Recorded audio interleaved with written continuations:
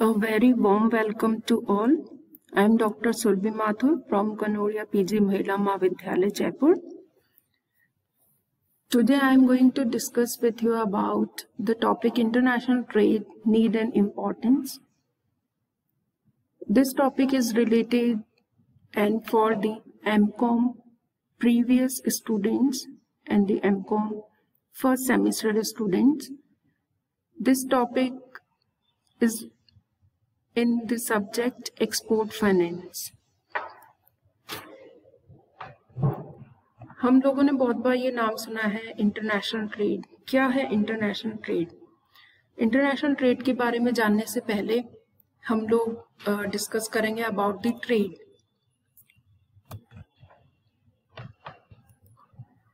जो ट्रेड है वो है exchange of goods between the person, between the nations, between the states, between the countries, अलग अलग लोगों के बीच में जो भी एक्सचेंज होता है गुड्स का वो कहलाता है ट्रेड। और जो ट्रेड है वो दो टाइप के होते हैं, इंटरनल ट्रेड और एक्सटर्नल ट्रेड। जो इंटरनल ट्रेड होता है, इंटरनल ट्रेड मतलब जो कि हमारी कंट्री की ज्योग्राफिकल बाउंड्रीज के अंडर आता है, वो कहलाता है आपका इंटरनल ट्रेड, या हम उसको बोल सकते हैं इंटर रीजनल ट्रेड, या हम लोग इसको बोल सकते हैं डोमेस्टिक ट्रेड भी। तो इंटरनल ट्रेड का हम एग्जांपल ले सकते हैं कि जैसे इंडिया है, इंडिया की बाउंड्री में जो ट्रेड हो रहा है वो आपका कहलाएगा internal trade. With in the India हम लोग जो ट्रेड कर रहे हैं वो इंटरनल ट्रेड कहलाएगा। एक्सटर्नल ट्रेड मीन्स जो हमारी कंट्री की बाउंड्री से बाहर जो ट्रेड होगा वो कहलाएगा आपका एक्सटर्नल ट्रेड। मतलब अगर हम यूएसए से डील कर रहे हैं, हम यूएसए में अपना प्रोडक्ट सेल कर रहे हैं, भेज रहे हैं, तो वो कहलाएगा एक्सटर्नल ट्रेड। तो जो इंटरनल ट्रेड है और एक्सटर्नल ट्रेड है वो भी अलग अलग पार्ट्स में क्लासिफाई किया गया है। जो इंटरनल ट्रेड है उसमें आपका लोकल ट्रेड होता है, रीजनल ट्रेड और इंटर रीजनल ट्रेड भी होता है। तो लोकल ट्रेड मतलब जैसे आप जयपुर की बात करें तो जयपुर के अंदर जो आप अपना गुड्स का एक्सचेंज कर रहे हो वो आपका कहलाएगा लोकल ट्रेड। रीजनल ट्रेड की बात करें तो रीजन वाइज जो ट्रेड किया जाता है, एक रीजन से दूसरे रीजन, एक स्टेट से दूसरे स्टेट जो किया जाता है। इंटर रीजनल तो सेम कि हम लोग जो भी ट्रेड कर रहे हैं एक रीजन से दूसरे रीजन में हम लोग ट्रांसफर कर रहे हैं अपनी गुड्स का। नेक्स्ट बात आती है इंटरनेशनल ट्रेड। इंटरनेशनल ट्रेड भी डिफरेंट टाइप्स के होते हैं। फर्स्ट है import trade, second is export trade.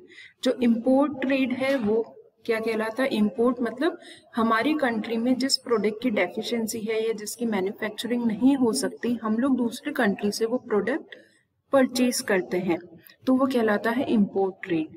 Export trade means हमारे पास में उस प्रोडक्ट की बहुत अच्छी क्वांटिटी में मैन्युफैक्चरिंग होती है, हमारा जो कंट्री है वो उस प्रोडक्ट के लिए फेमस है, उसकी मैन्युफैक्चरिंग के लिए, उसकी क्वालिटी के लिए, हर चीज के लिए फेमस है, तो we are exporting, we are selling our goods out of the country. जैसे यूएसए में हम अपना, हमारे यहाँ पे अगर हम इंडिया की बात करें तो इंडिया में टी का बिजनेस काफी अच्छा चलता है, फैब्रिक्स का, कपड़ों का, क्लोथ्स का जो बिजनेस है वो बहुत अच्छा चलता है, जिसको हम बोलते हैं टेक्सटाइल बिजनेस के नाम से जानते हैं। तो टेक्सटाइल का बिजनेस काफी अच्छा चलता है, तो we are exporting our textile products out of the country. तो this is the external trade, export trade. अब जो इंटरनेशनल ट्रेड है उसके कुछ बेसिस हैं कि हम लोग को इंटरनेशनल ट्रेड की क्यों रिक्वायरमेंट होती है। क्या हम लोग सेल्फ सफिशिएंट नहीं है? क्या हम लोग इतने कैपेबल नहीं हैं? नहीं, ये बात नहीं है कि हम लोग इतने कैपेबल नहीं है या हर कंट्री इतनी कैपेबल नहीं है। बात ये होती है कि हर कंट्री का जो स्पेशलिटी होती है वो अलग अलग होती है, रिक्वायरमेंट अलग अलग होती है, एटमॉस्फेयर अलग होता है, ह्यूमन वांट्स जो हम लोग की है बहुत ज्यादा है, अनलिमिटेड है। तो वो हम लोग ये वाले पॉइंट्स हम स्टडी करेंगे बेसिस ऑफ इंटरनेशनल ट्रेड में, कि हम लोग की जो ह्यूमन वांट्स की अगर बात करते तो ह्यूमन वांट्स आर अनलिमिटेड। कोई भी कंट्री, कोई भी नेशन खुद सारे प्रोडक्ट प्रोड्यूस नहीं कर सकता, जो कि उनकी कंट्री के पीपल्स की रिक्वायरमेंट होती है। हम लोगों को मोबाइल चाहिए, वो भी कम रेट में, अच्छे फीचर्स वाला, ज़्यादा से ज़्यादा फीचर्स वाला, ज़्यादा MB वाला, ज़्यादा स्टोरेज वाला, तो वो कहाँ से आएगा?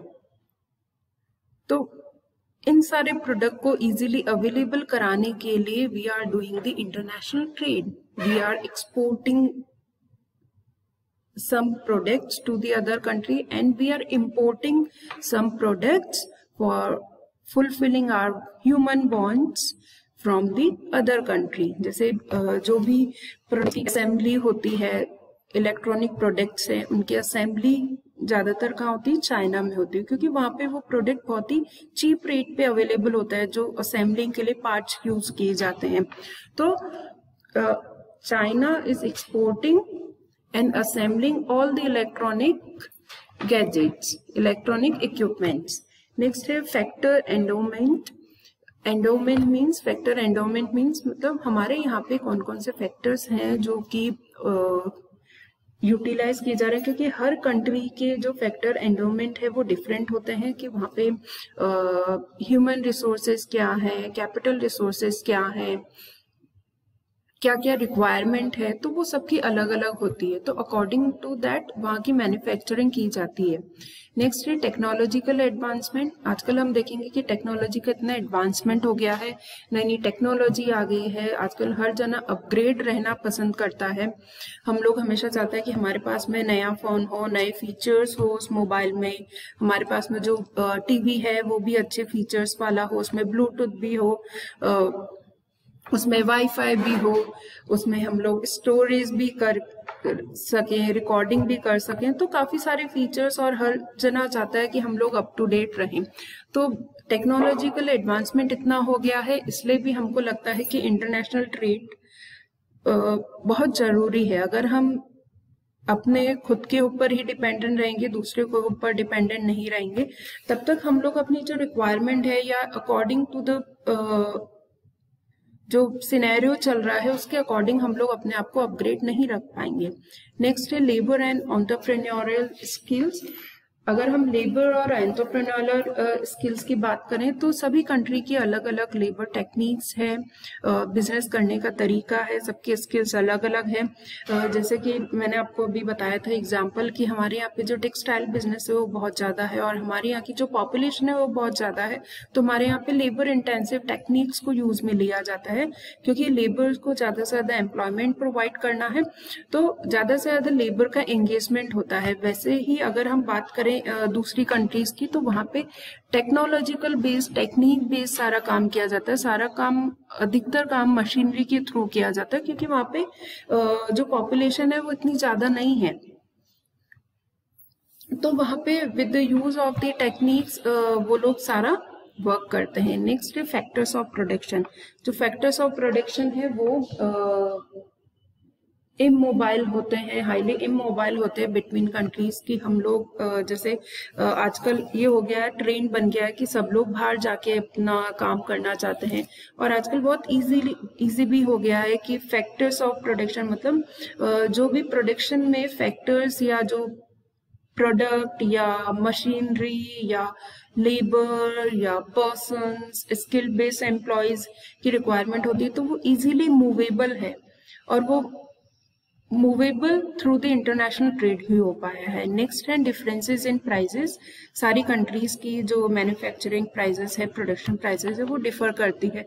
तो हम लोग को जिस प्रोडक्ट की रिक्वायरमेंट होती है, हम लोग कम रेट पे अगर हमको वो प्रोडक्ट चाहिए तो वो हम लोग दूसरी कंट्री से इंपोर्ट कर सकते हैं। उसी तरीके से दूसरी कंट्री वाले भी ये सोचते हैं कि जो टेक्सटाइल इंडस्ट्री से जो हमको मटेरियल मिल रहा है वो हमको बहुत ही कम चीप रेट पे इंडिया से मिल रहा है, तो क्यों ना हम उनको इंपोर्ट करें। तो this was all about the basis of international trade. अब बात आती है कि जो इंटरनेशनल ट्रेड है और इंटरनल ट्रेड है, इनमें क्या क्या डिफरेंस है, किस बेसिस पे हम इनको डिफरेंशिएट कर सकते हैं। जैसे फैक्टर मोबिलिटी, फैक्टर इमोबिलिटी, मतलब कि जो फैक्टर्स हैं, अगर हम बात करें इंटरनल ट्रेड की, तो इंटरनल ट्रेड में फैक्टर्स हम लोग इजीली जो भी फैक्टर ऑफ प्रोडक्शन है इजीली मूव कर सकते हैं, कोई प्रॉब्लम नहीं आती, इजीली हम लोग ट्रेवल कर सकते हैं, विद इन 1 डे हम लोग एक प्लेस से दूसरी जगह ट्रेवल कर सकते हैं। लेकिन अगर हम इंटरनेशनल ट्रेड की बात करें तो वहां पे फैक्टर्स की मोबिलिटी बहुत ही टाइम कंज्यूमिंग है। अगर हमको एक प्लेस से दूसरे प्लेस पे, अगर हमको इंडिया से आबू धाबी जाना है, या हमको दुबई जाना है, हमको यूएसए जाना है, हमको अमेरिका कहीं पे भी जाना है, तो उसके लिए हम लोग को बहुत ही टाइम लगता है जाने में। तो वहां पे हम बात करते हैं कि जो फैक्टर्स मोबिलिटी है वो इजी तो है इन दोनों में, लेकिन टाइम कंज्यूमिंग का डिफरेंस है कि जो इंटरनल ट्रेड है वहां पे बहुत ही कम टाइम लगता है, बट इंटरनेशनल ट्रेड में बहुत ही ज्यादा टाइम लगता है। फैक्टर्स और जो भी मटेरियल है या जो भी पर्सन्स है उसका जो मूवमेंट किया जाता है वो ज्यादा टाइम लेता है। नेक्स्ट है डिफरेंसेस इन नेचुरल रिसोर्सेज। तो हमारे यहाँ पे नेचुरल रिसोर्सेज की अगर बात करें तो वो डिफर है। तो there can be difference in the natural resources, and the geographical conditions are also different between the two countries. One country can be endowed with greater and more abundant natural resources than the another country. अगर हम दूसरी country से comparison करें तो दूसरी countries के comparison में हमारे यहाँ पे नेचुरल रिसोर्सेज एबंडेंस में है, काफी अच्छी क्वांटिटी में है। तो hence they tend to specialize in the production of those commodities in which they have rich in these commodities। तो हम लोग उसको एक्सपोर्ट करेंगे, और जिनकी हमारे पास में डेफिशिएंसी है हम लोग इंपोर्ट करेंगे। तो अगर हम इंटरनल ट्रेड और इंटरनेशनल ट्रेड की बात करें तो हमारे यहाँ पे जो कैपिटल है तो उसकी भी डेफिशिएंसी है। तो on the contrary capital is relatively abundant and cheap in England, while land is scarce and rarer there, and in Australia land is in abundance and but labor and capital are relatively scarce। तो वहां पे जो international trade है उस तरीके से किया जाता है, देन इंटरनल ट्रेड भी उसके अकॉर्डिंग किया जाता है। Thus the commodities requiring more capital such as manufacturers can be produced in England, while such commodities as wool, mutton, wheat, etc. requiring more land can be produced in Australia. Next is geographical and climatic differences। अगर हम बात करें geographical changes होते हैं, climate differ करता है, तो international trade lies in the existence of greater geographical distance and to the consequent increase in the transport cost। अगर हम ये देखें कि इंटरनेशनल एक्सचेंज कई बार कॉस्टली हो जाता है, कुछ नेसेसिटी गुड्स होती हैं वो हमको कॉस्टली पड़ जाती हैं, तो वो कई बार कॉस्टली इससे भी पड़ जाती हैं क्योंकि ज्योग्राफिकल और क्लाइमेट डिफरेंस होता है। तो every country can not produce all the commodities due to geographical and climatic changes conditions except at possible prohibitive cost. For instance India have different types of climate, different types of geographical conditions for the tea and coffee, Bangladesh for jute, Cuba for beet sugar. So countries having different climatic and geographical conditions, and they have specialization in the production of particular commodities and they are trading with each other।